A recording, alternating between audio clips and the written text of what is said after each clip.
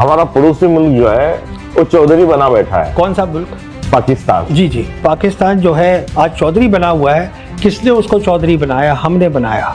वो चौधरी बना नहीं है, वो उसमें खुद भी कुछ काबिलियत थी कि वो नेटवर्क कर सका, कुछ उसमें खासियत थी जो लोगों ने देखी। मगर ये आप जो बता रहे हो, मुझे भारतीय नागरिक होने के लिए उसको स्वीकार करना बड़ा मुश्किल जा रहा है। आज अगर आपको चीन के साथ जो बॉर्डर इशू पे नरमी लानी है, उसका तरीका पाकिस्तान के थ्रू है। जो मोदी सरकार की फॉरेन पॉलिसी है वो ठीक नहीं है।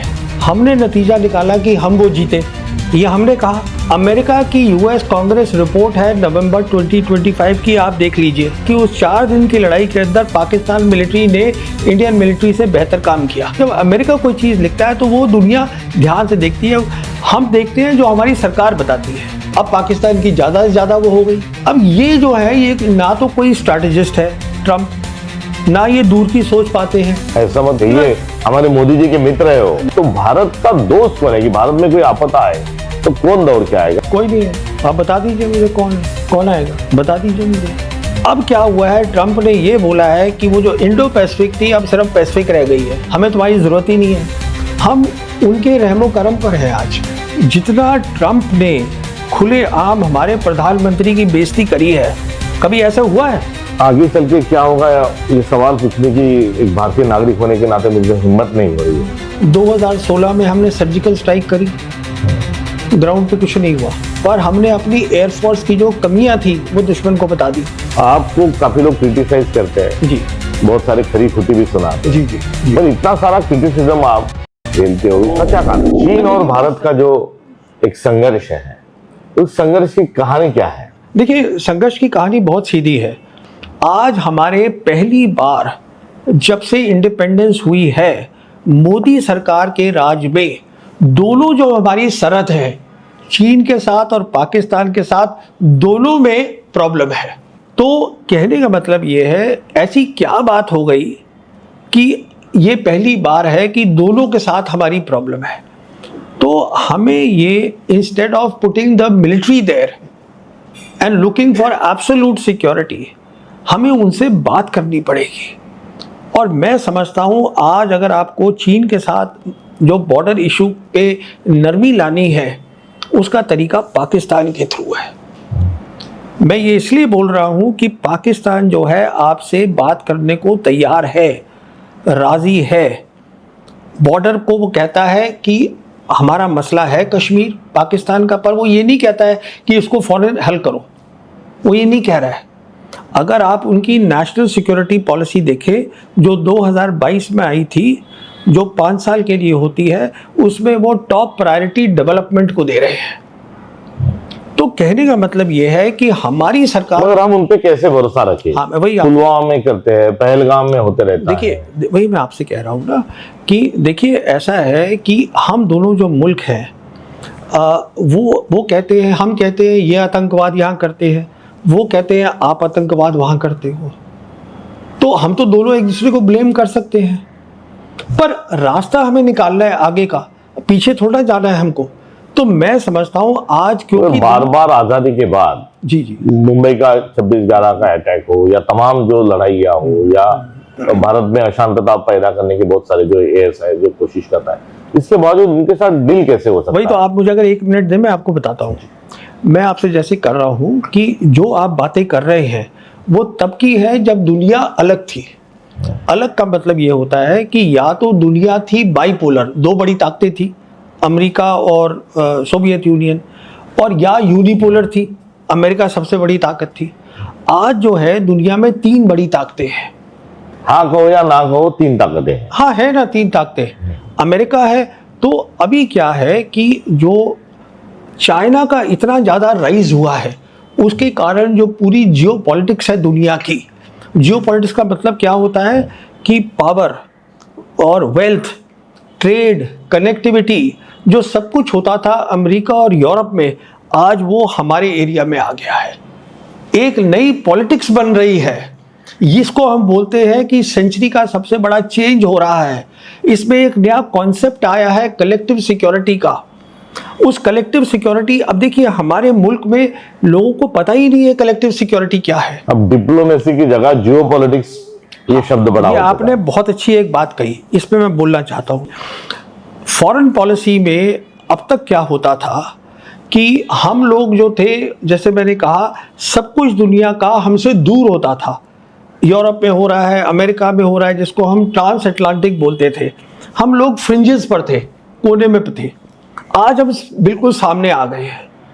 तो आज रिक्वायरमेंट सबसे बड़ी ये है कि जियोपॉलिटिकल चेंजेस आप उसको फॉरेन पॉलिसी में लाइए, और तब आप देखेंगे कि जो मोदी सरकार की फॉरेन पॉलिसी है वो ठीक नहीं है। कहने का मतलब ये है, फॉरेन पॉलिसी का एक ही मतलब होता है, और वो ये मतलब होता है आप दूसरे देशों के रिश्तों के थ्रू अपने जो देश के लोग हैं उनकी आप जो जिंदगी है उसको बेहतर करिए। Improve the life of your own people.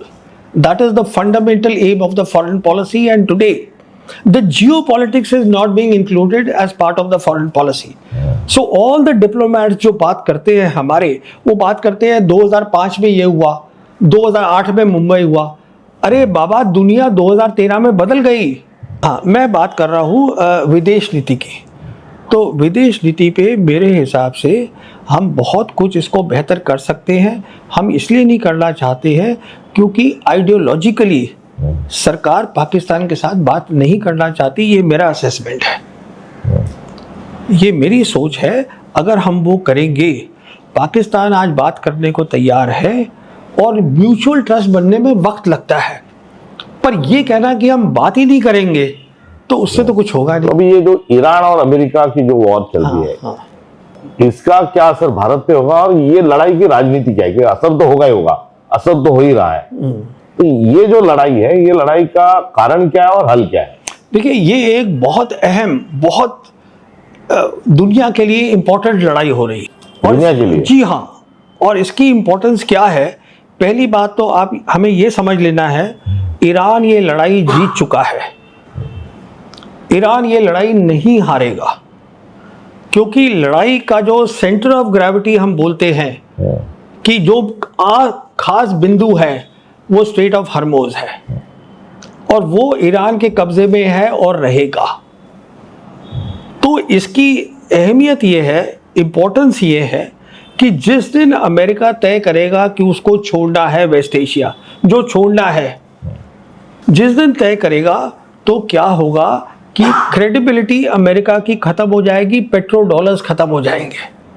तो आज क्या है कि अगर ये यहाँ से चला जाता है, अमेरिका वेस्ट एशिया को छोड़ के जाएगा, जो जाना पड़ेगा उसको, तो जितनी भी ये कंट्रीज़ हैं, जीसीसी कंट्रीज़ हैं, जैसे सऊदी हुआ, कतर हुआ, कुवैत हुआ, बहरीन हुआ, ओमान हुआ, ये सब जो है, यूएई हुआ, ये एक स्टेज पे आके सोचेंगी कि अब हम जो है डॉलर में क्यों करें, हम लोकल करेंसी में करते हैं काम।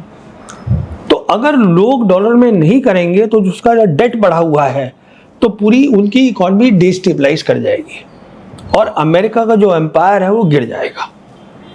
इसकी ये इतनी बड़ी अहमियत है दुनिया में। तो हम तो ईरान से जब क्रूड ऑयल ले रहे थे तो रुपए में ले रहे थे। हाँ, कब? ये लड़ाई शुरू होने से पहले। देखिए, वो बात है ब्रिक्स की।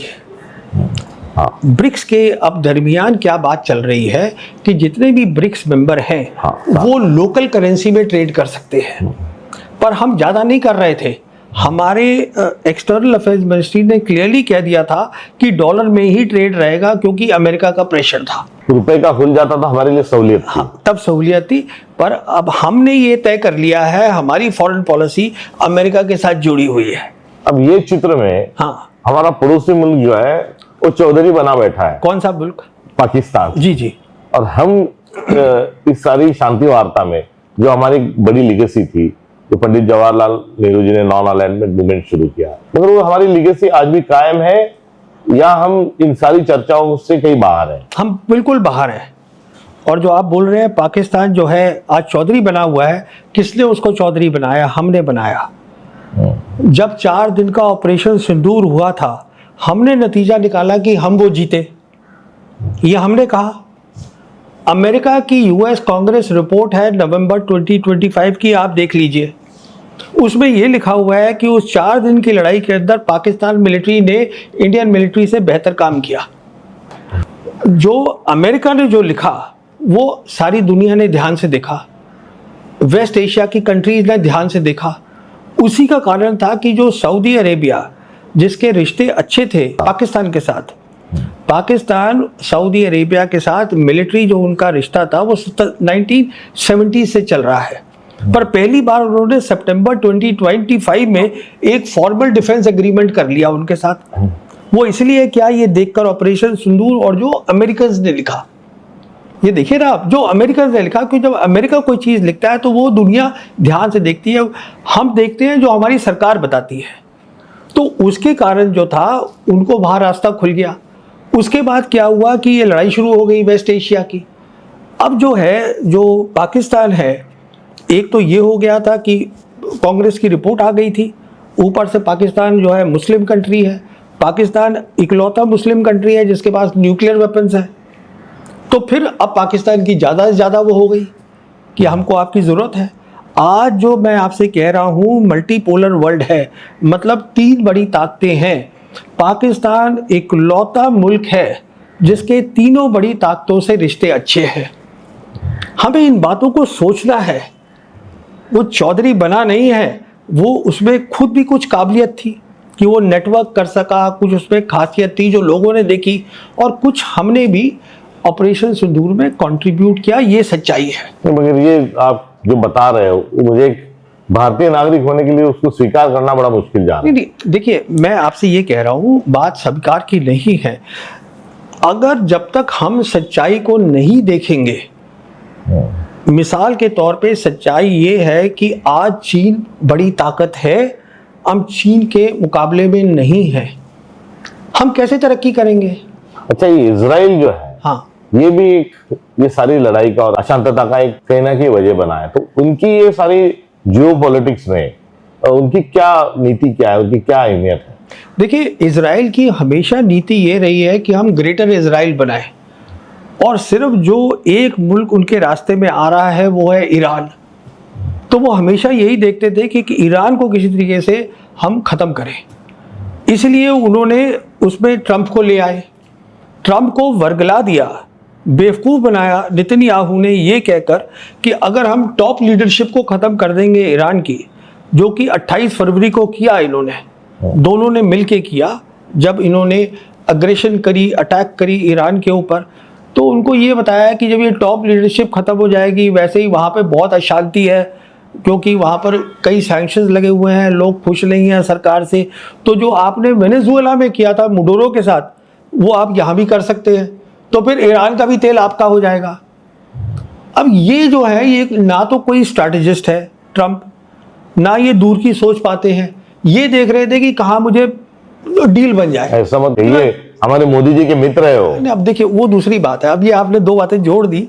मैं सिर्फ इतनी बात कहना चाहूँगा कि जहाँ तक ट्रंप का ताल्लुक है, उन्होंने बहुत बड़ी गलती करी इस लड़ाई में शामिल होके, क्योंकि नेतन्याहू का जो मकसद है वो बहुत ही अलग था। विश्व में पूरा बादल मंडरा रहे, अशांति के, युद्ध चल रहा है, तो भारत का दोस्त कौन है? कि भारत में कोई आपदा है तो कौन दौड़ के आएगा, या भारत का जो तरक्की के लिए किसका हाथ पकड़ के दोनों देश चल सकते हैं, कौन कौन दोस्त है? कोई नहीं है। आप बता दीजिए मुझे कौन है, कौन आएगा, बता दीजिए मुझे। ये जो जेडी वैंस हैं, वाइस प्रेसिडेंट अमेरिका के, उन्होंने गुस्से में आके इजराइल के लिए कहा था कि आज इजराइल का कोई दोस्त नहीं है, हमें छोड़ के, अमेरिका को छोड़ के। वो भूल गए कि उनका इजराइल का सबसे बड़ा दोस्त इंडिया है। वो नेतन्याहू ने याद दिला दिया कि हमारा सबसे बड़ा दोस्त इंडिया है।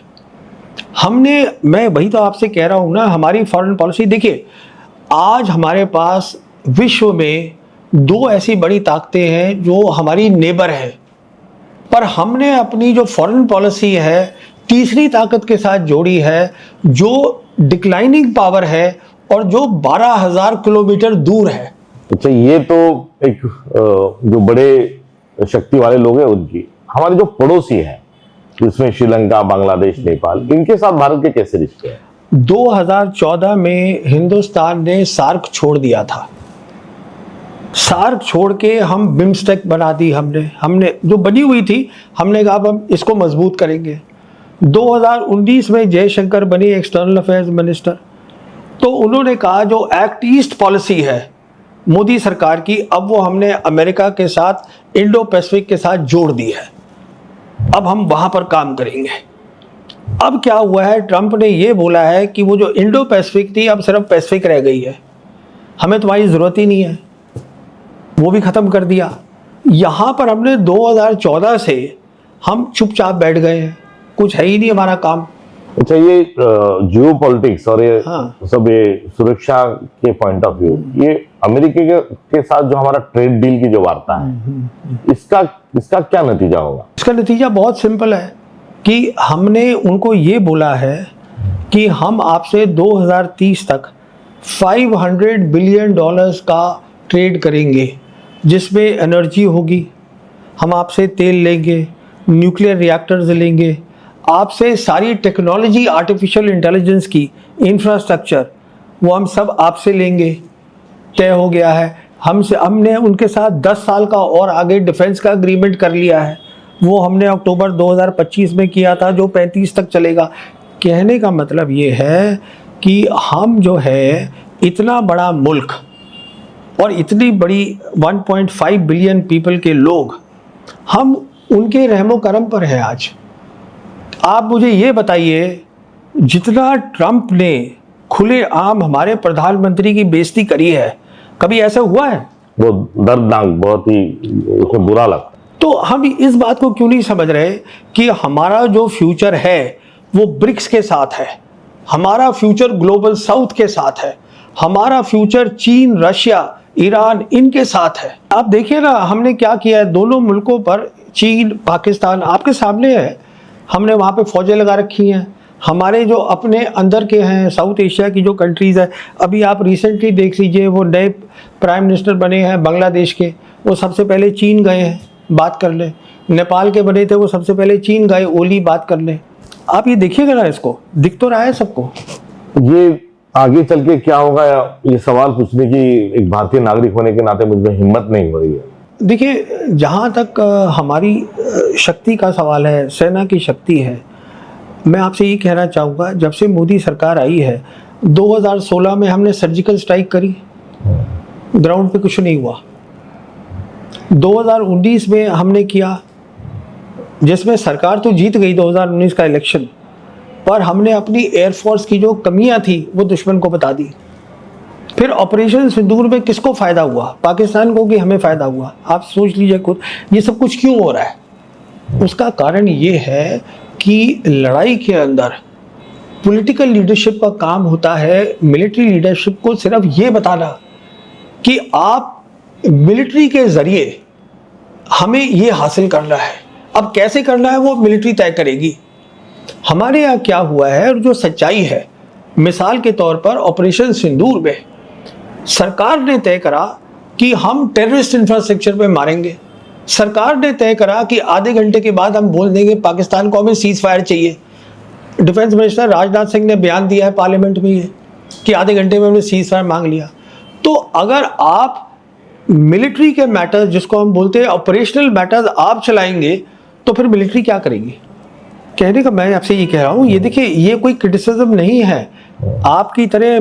मुझे लोग क्रिटिसाइज करते हैं, मैं चाहता हूँ कि हमारा देश मजबूत हो। कौन नहीं चाहेगा कि मजबूत हो? इसलिए जो गलतियां हैं जो मुझे समझ में आती हैं, मैं उनको बोलता हूँ। अगर आपको ज़्यादा समझ आती है तो मुझे बता दीजिए, मैं सीख लूँगा। क्योंकि आज की लड़ाई हाइब्रिड लड़ाई है, हर जगह लड़ाई है। लड़ाई का मतलब, हाइब्रिड का होता है कि आज सिर्फ लड़ाई जो है वो सेना के मैदान में नहीं हो रही, टेररिज्म भी हो रही है और फेक न्यूज़ भी आ रही है, इंफॉर्मेशन वॉर हो रही है। जैसे कि इंफॉर्मेशन वॉर, हाँ, इंफॉर्मेशन वॉर, मिस इन्फॉर्मेशन। जैसे कि अब वो वीडियो बना लेते हैं जिसमें दिखा दिया कि साहब लीडर ये बोल रहा है, वो लीडर कभी बोला ही नहीं था, वो AI ले आया उसमें लगा दी, या कोई बम्बार्डिंग हुई और पूरा उध्वस्त कर दिया, ये झूठ बोल दिया। तो कहने का मतलब ये है, आज लड़ाई जो है कई लेवल्स पर हो रही है। जब ये लड़ाई हर लेवल पे होती है उसको हाइब्रिड वॉर बोलते हैं। तो ये आज वो दूसरी लड़ाई है, इसलिए हर चीज से जुड़ गई है। ये है। आपको काफी लोग क्रिटिसाइज करते हैं, जी बहुत सारे खरी खोटी भी सुनाते हैं, जी जी मगर समय के साथ आपने जो कहा है जी जी उसमें सच, आपके स्टेटमेंट जो सच ज्यादातर साबित हुए हैं। जी जी समय की कसौटी पे जी। आपका गलत कोई स्टेटमेंट है ऐसा हम नहीं कह सकते, जी। पर इतना सारा क्रिटिसिज्म आप जो देश की सुरक्षितता के लिए या हमारे भारत के निर्माण के लिए झेलते हो, उसका क्या कारण है? मैं देखिए, मैं सच में महसूस करता हूँ बहुत ज़्यादा अपने देश के गरीब लोगों के बारे में कि किस तरीके से इनकी जो है ज़िंदगी बेहतर हो सकती है। और उसके साथ साथ मुझे लगता है अगर हम तरक्की करेंगे तो हमारी सिक्योरिटी भी ठीक होनी चाहिए, तो हमारी मिलिट्री जो है वो किस तरीके से बेहतर बने, जो अब हम बोलते हैं मॉडर्न वॉर। मैं आपको एक मिसाल देता हूँ, मैंने जो अखीरली किताब लिखी थी वो मॉडर्न वॉर पे लिखी है, the last war, artificial intelligence in warfare. उसमें मैंने कई वीडियोस भी किए हैं और मैं जानता हूँ हिंदुस्तान की फौज भी वो देख रही है, पर मेरे से बात नहीं करते। तो कोई बात नहीं, आप मत बात करिएगा। तो इसका किस हल की दिशा में हमने जाना चाहिए? तो आप अपनी फॉरेन पॉलिसी को पूरा उल्टा कर लीजिए, आपकी फॉरेन पॉलिसी ठीक हो जाएगी। डिफेंस पॉलिसी के अंदर फौज को करने दीजिए काम, पॉलिटिकल उसमें हस्तक्षेप मत करिए। मैं बता तो रहा हूँ ना आपको कि अगर सरकार ये कह रही है कि आप सिर्फ टेररिस्ट पे मतलब एयरफोर्स का इस्तेमाल करेंगे और आधे घंटे में सीज फायर बोल देंगे। अब एयरफोर्स का इस्तेमाल तो नीट के एग्जाम के लिए भी करना पड़ा इस बार। अब वो तो दूसरी एक बात हो गई। वो तो ठीक कह रहे हैं आप। तो सारा इसको थोड़ा सॉर्ट आउट करने की आवश्यकता। जी, मैंने साफ कहा है किताब के अंदर कि हम गलत लड़ाई की तैयारी कर रहे हैं। लड़ाई ये नहीं है जिसकी हम तैयारी कर रहे हैं। तो हमें सही लड़ाई क्या है वो मैंने समझाई है कि चीन जो है बहुत बड़ी ताकत है मिलिट्री की, हमें उसको समझना है क्या क्या उसमें इश्यूज़ हैं, कैसे उसके अंदर आर्टिफिशियल इंटेलिजेंस आ रही है लड़ाई में, वो क्या होती है। देखिए 2022 की जो किताब छपी थी शुरू में, वो मैंने 2021 में दे दी थी पब्लिशर को, और ये मैंने लिखी थी 2020 के एंड में। पब्लिशर एक साल लेते हैं जो अच्छे पब्लिशर्स होते हैं। कहने का मतलब ये है 2020 में तो यहाँ कोई बात भी नहीं कर रहा था आर्टिफिशियल इंटेलिजेंस की।